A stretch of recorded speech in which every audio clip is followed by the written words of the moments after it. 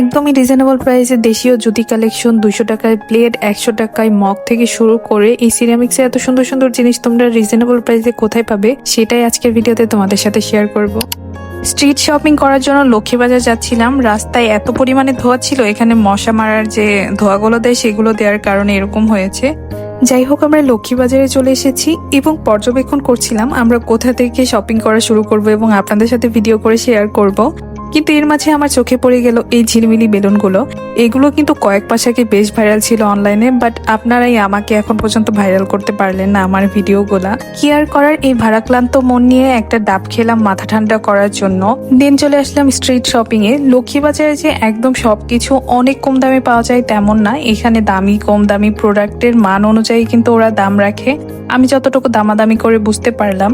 আর এত মানুষের ভিড়ে আমি আসলে ভিডিও করাটা কমফোর্ট ফিল করছিলাম না। আর লক্ষ্মীবাজারে অনেক পরিমাণে চুরি হয়, যে কারণে ফোন এবং সবকিছুই একটু সাবধানে রাখতে হয়েছে। যাই হোক, এই সিরামিক্সের দোকানটা এসে আমার চোখ আটকে যায়। আমরা মেয়েরা সংসারের জিনিস কিনতে অনেক বেশি পছন্দ করি।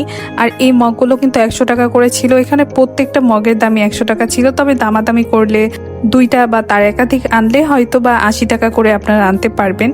এছাড়া অনেক সুন্দর সুন্দর প্লেট বাটি ছিল, এই প্লেটটার দামও ছিল 200 টাকা। সো আপনারা যারা লক্ষ্মীবাজার যাবেন অবশ্যই কিন্তু ভ্যানের থেকে এই জিনিসগুলো নিতে পারেন, কারণ এগুলো কিন্তু একদমই ইনটেক মাল থাকে।